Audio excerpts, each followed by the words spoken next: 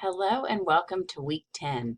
So we are officially in the double digits, which just means that our semester is flying by, and we only have about 6 more weeks before the end of the semester, which is kind of crazy to think about.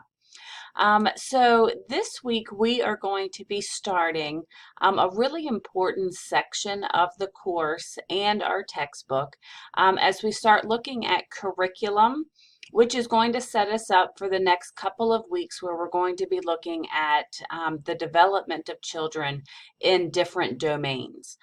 So this week, as you are looking at chapter 10, which is going to be about curriculum, it really is going to be talking about what are we supposed to be teaching to children? What does a developmentally appropriate curriculum look like in early childhood education?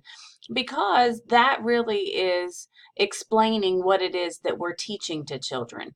So curriculum can mean a lot of different things. A lot of early childhood centers used a prepackaged curriculum, one that's already been put together. One of the most prominent ones that's out there is the creative curriculum.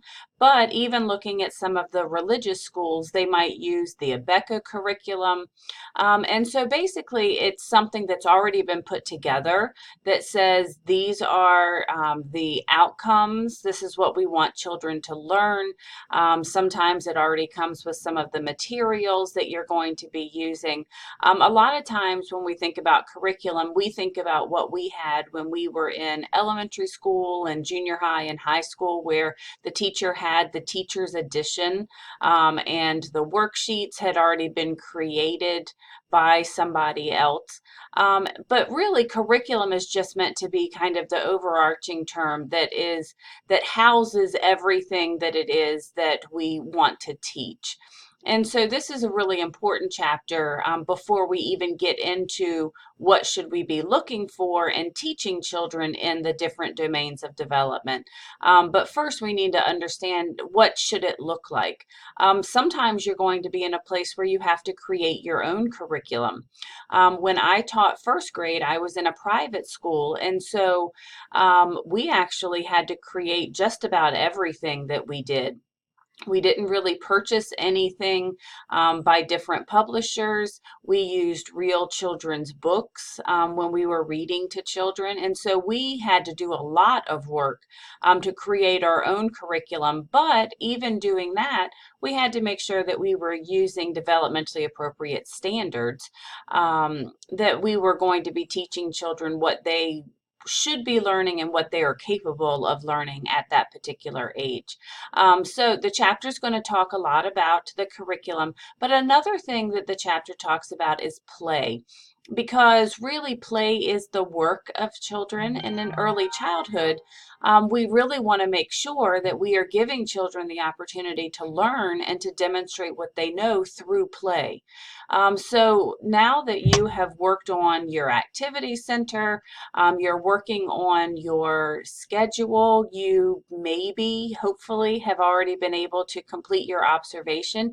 What you're seeing is that a large chunk of the day should be devoted to free play for children. And remember, there's a big difference between free play and structured play. The easiest way to kind of remember the difference, free play is what we used to call recess, and PE is what we would call structured play.